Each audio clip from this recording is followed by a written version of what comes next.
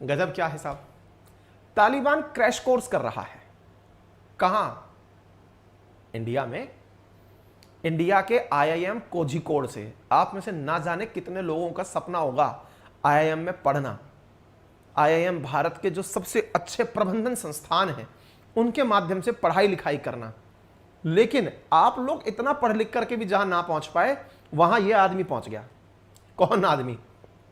जो बंदूक को किनारे रख करके किताब उठाकर देख रहा है, अच्छा इसमें भी कुछ होता है क्या?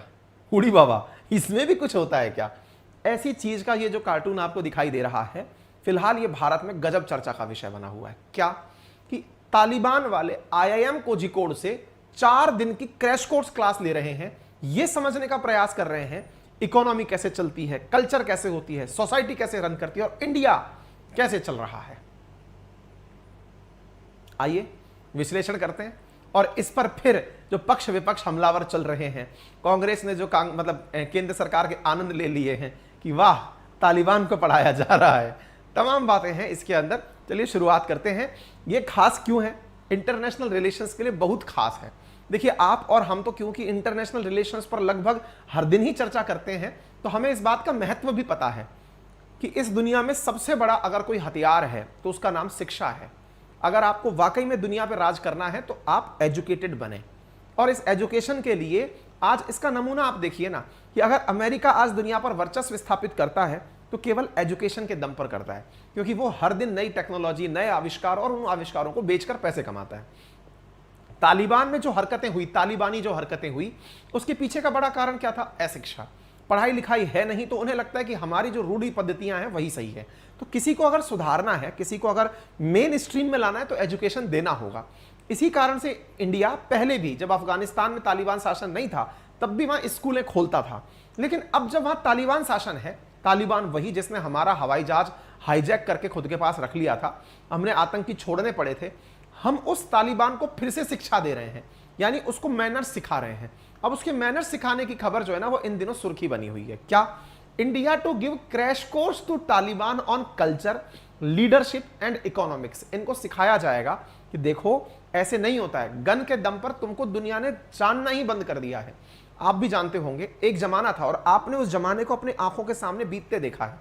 एक जमाना था जिस समय तालिबान हमारी क्लास में हर दिन सुर्खी पे होता था, जैसे आज रशिया यूक्रेन हर दूसरे तीसरे दिन होता है। जैसे ही अमेरिका वहां से निकला, अमेरिका निकला तो मीडिया का ध्यान भी निकल गया।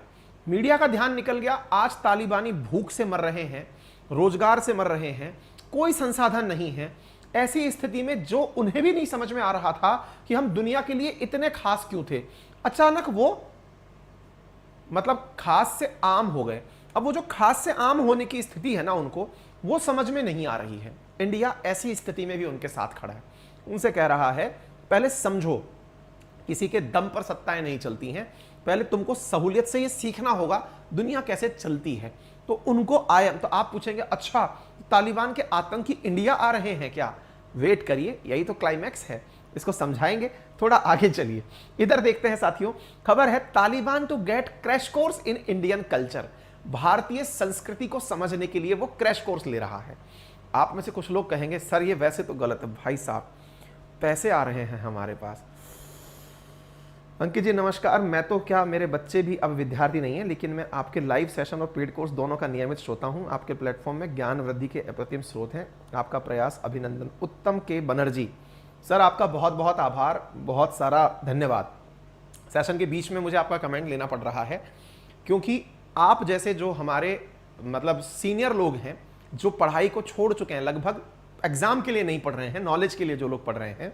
अभी 2 दिन पहले हमने एक मैडम का वीडियो डाला था जो शायद 59 ईयर ओल्ड हैं, और उन्होंने भी मुझे बहुत सारी ब्लेसिंग्स दी। आप भी इसी प्रकार से मुझे अपनी ब्लेसिंग्स साझा कर रहे हैं। मैं बता नहीं सकता कि आप मेरी रियल ट्रेजर हैं।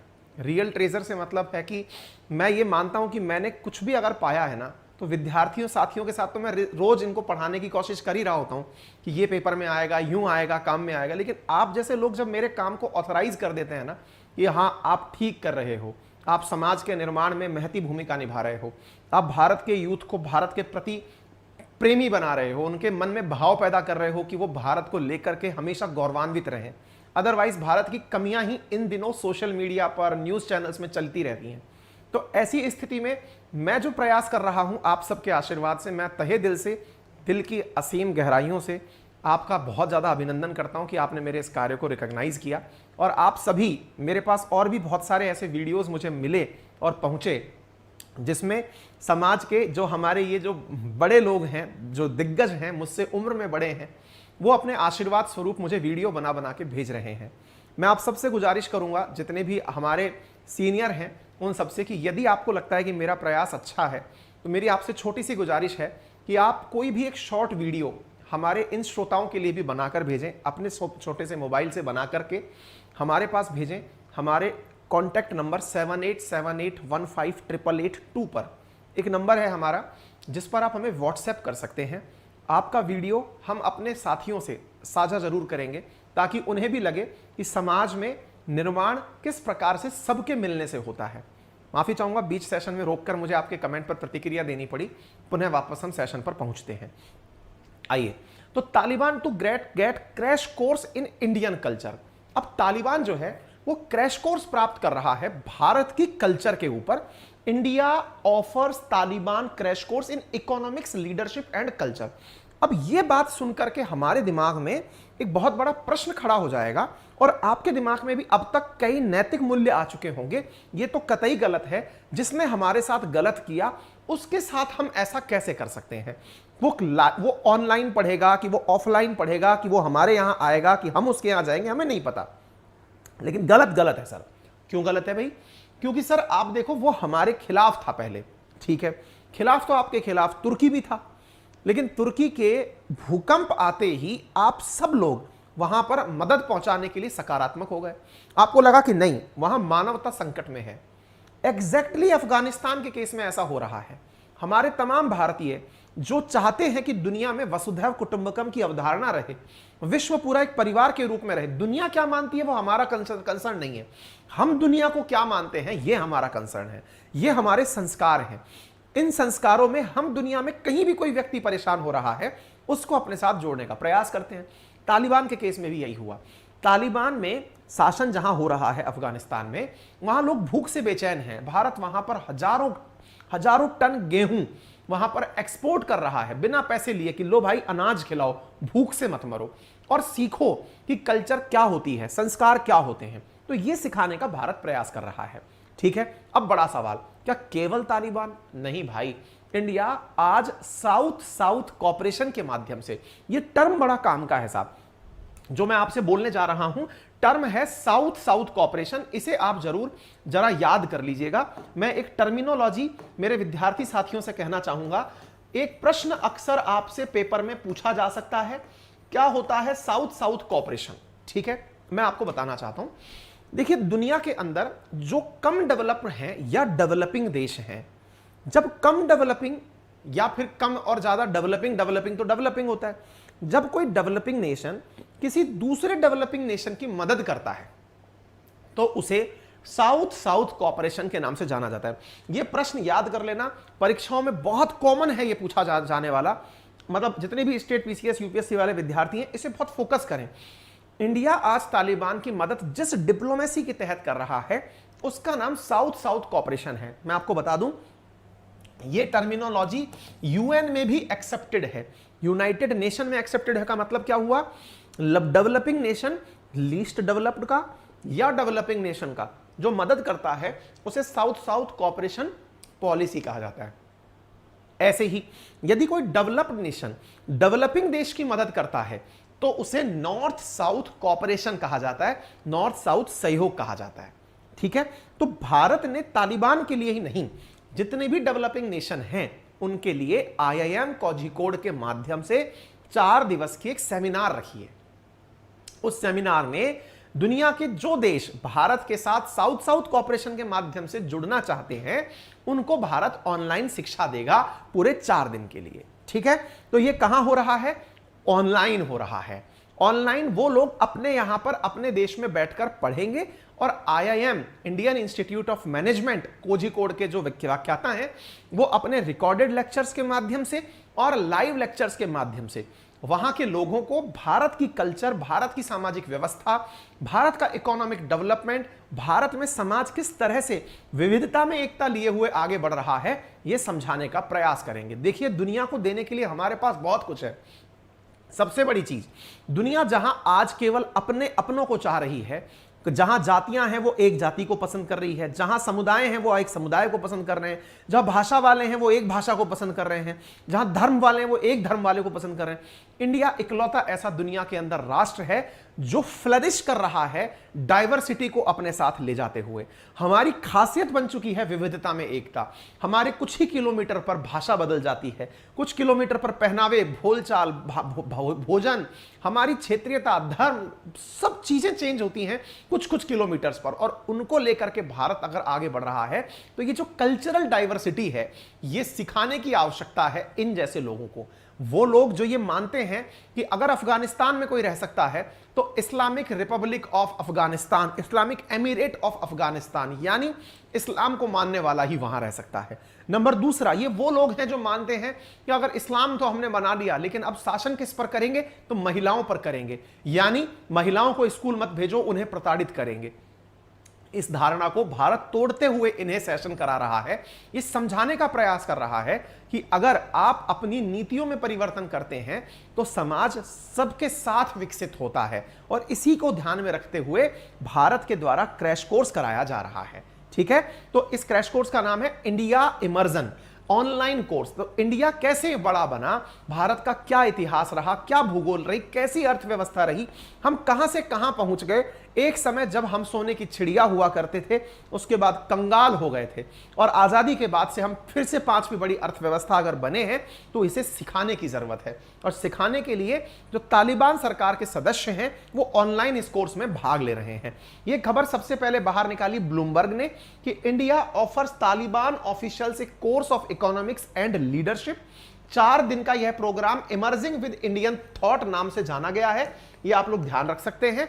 नई दिल्ली हालांकि तालिबान सरकार को रिकॉग्नाइज नहीं करता है, यानी इंडिया तालिबान की सरकार को पहचान तो नहीं देता, लेकिन जो लोग वहां हैं उनकी शिक्षा का काम भारत कर रहा है। आपको याद होगा, भारत अपने द्वारा वहां एम्बेसी खोल चुका है, अपनी एम्बेसी के माध्यम से वहां पर लोगों की जरूरत के मुताबिक काम कर रहा है। देखिए, जियोपॉलिटिकली भी भारत के लिए बहुत जरूरी है। क्यों? क्योंकि असल में अगर हमें पाकिस्तान को काउंटर करके चलना है तो हमें अफगानिस्तान में अपनी पैठ हमेशा बना के रखनी होगी, अदरवाइज पाकिस्तान लोगों का गलत उपयोग करेगा। एक प्रकार से आप ऐसे समझिए कि यदि हमने उन्हें नहीं समझा कर रखा तो पाकिस्तान उनका उपयोग भारत के विरोध में कर सकता है। आपको याद होगा, जब तालिबान से अमेरिका जा रहा था तो पाकिस्तानी इस बात से खुश थे कि अब हमें मरवाने के लिए तालिबानी मिल जाएंगे। आपको याद होगा, कई नेताओं के ऐसे बेतुके और गैर लापरवाह वाले जो जवाब, वो है ना, लापरवाही वाले जो स्टेटमेंट है वो बाहर आए थे, जिनमें वो ये कह रहे थे कि अब पाकिस्तान तालिबान के लड़ाकों को कश्मीर में लड़ने भेजेगा। तो इस बात पर तालिबान ने अपनी समझ को कैसे यूज किया, यह भारत की कूटनीति का प्रयास है।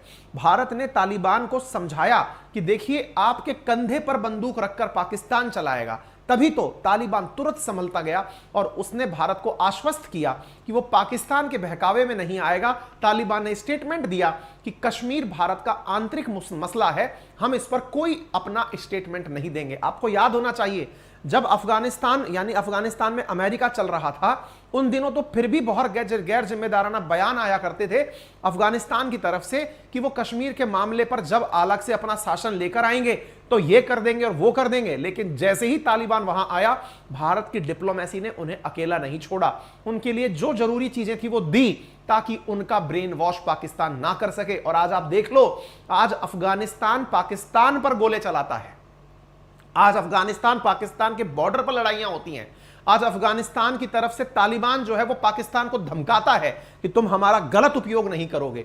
इसका मतलब क्या निकला? ये भारत की कूटनीति है कि हम अफगानिस्तान के अंदर रह रहे तालिबान के लड़ाकों को भारत विरोध में उपयोग में नहीं आने दे रहे, और यही पाकिस्तान की सबसे बड़ी फ्रस्ट्रेशन है। और भारत इस तरह के प्रयासों से तालिबान के साथ सॉफ्ट डिप्लोमेसी करता है। देखिए, 2 प्रकार की डिप्लोमेसी होती है, एक सॉफ्ट डिप्लोमेसी, एक हार्ड डिप्लोमेसी। हार्ड डिप्लोमेसी होती है अमेरिका जैसे देशों द्वारा की जाती है। उसमें क्या होता है, ये लोग दुनिया को पैसे के दम पर, हथियारों के दम पर, सहायता के दम पर खरीदते हैं। भारत क्या करता है, उनको कल्चरल वैल्यूज के आधार पर उनको यह सिखाते हुए कि आपका अच्छा क्या है, हमारा अच्छा क्या है, और दुनिया में अगर को एग्जिस्टेंस करना है तो दोनों को अपने अपने अच्छों पर काम करना होगा। इस प्रकार से भारत तालिबान को शिक्षा दे रहा है। ठीक है, तो IIM कोझिकोड के अंदर इमर्जिंग विद इंडियन थॉट नाम से एक ऑनलाइन कार्यक्रम हो रहा है और इसमें भारत के द्वारा शिक्षा दी जाएगी दुनिया भर के लोगों को। इस प्रोग्राम का नाम है EITech प्रोग्राम। EITech जो प्रोग्राम है, इस प्रोग्राम के अंदर ये सारी चर्चाएं होने वाली हैं IIM कोझिकोड के द्वारा 14 तारीख से लेकर 17 तारीख तक। तो अब आपके मन में यह सवाल होगा कि क्या तालिबानी इंडिया आ गए? जवाब है जी नहीं, तालिबानी इंडिया नहीं आए हैं, वो ऑनलाइन बैठकर वहीं से पढ़ रहे हैं। ठीक है, यह रहा अपना IIM कोझिकोड, जिसकी जानकारी मैंने आपको दे दी है। अब प्रोग्राम का नाम जान लीजिए। भारत की मिनिस्ट्री ऑफ एक्सटर्नल अफेयर्स यानी MEA द्वारा संचालित यह कार्यक्रम ITech के नाम से जाना जाता है। इस कार्यक्रम को Indian technical economic cooperation programme के नाम से जाना जाता है, जिसका उद्देश्य दुनिया भर को ज्ञान देना है। ITech प्रोग्राम, ITech हाईटेक की तरह ITech प्रोग्राम। तो अब इसके बारे में जान लीजिए। Indian technical and economic cooperation programme एक प्रकार का बायलैटरल असिस्टेंस प्रोग्राम है जो भारत सरकार के द्वारा दिया जाता है। यह डिमांड ड्रिवन होता है, जिसको जरूरत होती है भारत दे देता है। रेस्पॉन्स ओरिएंटेड होता है, यानी कि आप अगर हमारे लिए साथ चलना चाहोगे तो ही हम देंगे। इसका उद्देश्य केवल इतना होता है कि डेवलपिंग कंट्रीज को हम इनोवेशन टेक्नोलॉजी के माध्यम से सहयोग करते हैं। ऐसा करके हमारे द्वारा अपने अब तक 158 देशों को Asia, Africa, Latin America, central eastern Europe और सेवरल पैसिफिक कैरिबियन नेशंस में प्रोग्राम दिया जा चुका है। आप सोचकर देखिए, अगेन ये केवल एक देश के लिए नहीं है, डिमांड ड्रिवन है। जिस देश को चाहिए भारत से सीखना है कि भारत ऐसा कैसे बना, तो भारत उसको ट्रेनिंग देगा। और इस काम को करते करते भारत अब तक 158 देशों को अपने द्वारा सहयोग दे चुका है। ठीक है ना, तो वहां पर किसका शासन रहा हो यह हमारे लिए कभी मैटर नहीं करता। यह ध्यान रखिएगा, इंडिया केवल अगर दुनिया में इंटरफेयर कहीं करता है तो वो UN में करता है। इसके अलावा किसी देश में क्या चल रहा है भारत कभी भी टिप्पणी नहीं करता। दुनिया के देशों में चूंकि कोई खुद का गट वो नहीं है, इसलिए वो कुछ भी बयान करते हैं। आपने सोचिए, भारत म्यांमार के केस में उनके इंटरनल मसलों पर कुछ नहीं बोलता, भले ही वहां सैन्य शासन हो या कुछ भी हो। भारत म्यांमार में जिसका शासन है उससे अपना व्यवहार रखता है। चाहे पाकिस्तान में किसी का भी शासन हो, भारत पाकिस्तान के आंतरिक मसलों पर कमेंट्री नहीं करता है। यही गलती दुनिया के देश करते हैं और इसी कारण भारत ऊंचा उठता चला जा रहा है। यह चीज दुनिया वाले भारत से सीखना चाहते हैं कि आप अपने ऊपर फोकस करके UN के अंदर बोल करके कैसे आगे बढ़ रहे हो। तो यह प्रोग्राम ITech प्रोग्राम के नाम से जाना जाता है।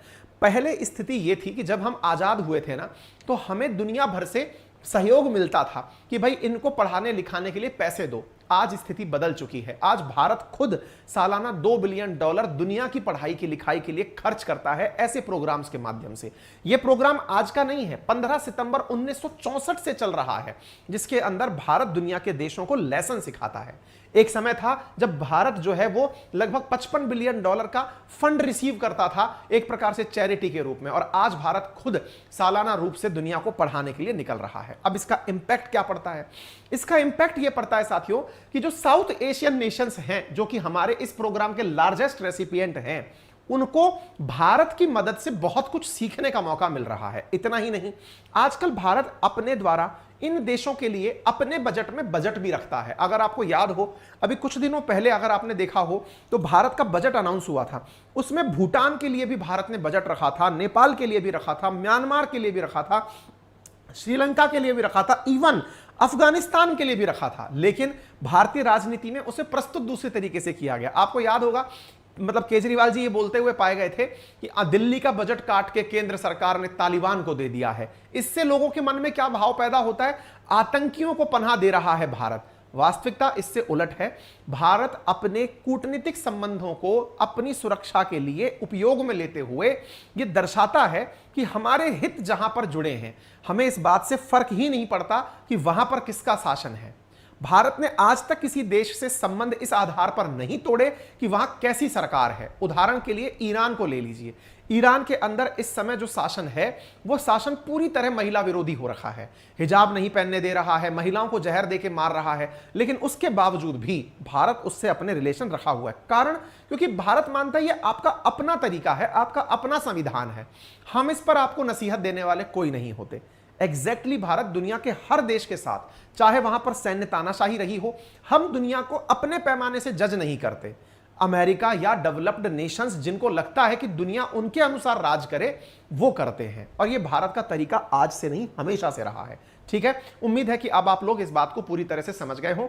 हालांकि कांग्रेस इस बात पर मजे ले रही है सरकार के कि आतंकवादियों को सरकार पढ़ाने की कोशिश कर रही है, उनकी मदद कर रही है।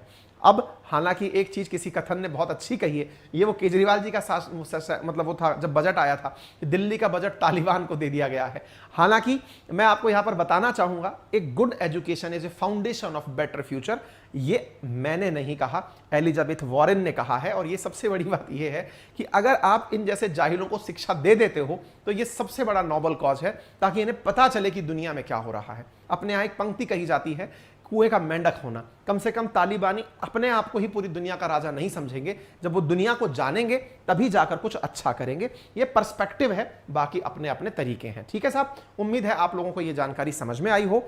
हमने जानकारी दी हमारे एप्लीकेशन की, जिसका लिंक आपको कमेंट बॉक्स में पिन करके दिया हुआ है। एक बार के लिए आप वहां पर अगर चाहते हैं पढ़ना, तो हमारे लिए एक ऐसा बैच जो कि यूपीएससी का फाउंडेशन और स्टेट पीसीएस एसएससी के फाउंडेशन के लिए जरूरी है, आप इसे ज्वाइन कर सकते हैं।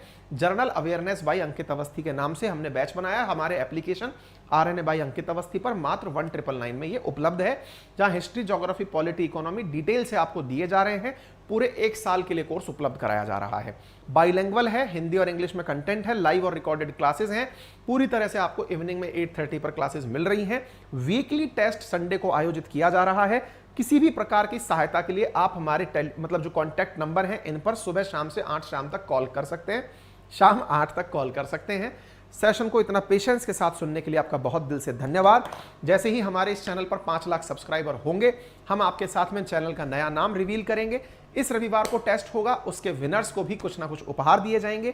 इसलिए जो साथी करंट अफेयर्स सही से पढ़ रहे हैं, शनिवार को यूट्यूब पर हमारा रिवीजन क्लास और रविवार को एप्लीकेशन पर टेस्ट जो कि फ्री ऑफ कॉस्ट है, जिसमें विनर्स को उपहार भी दिए जाते हैं, उसके लिए हमसे कनेक्टेड रह सकते हैं। फिलहाल के लिए इतना ही, धन्यवाद।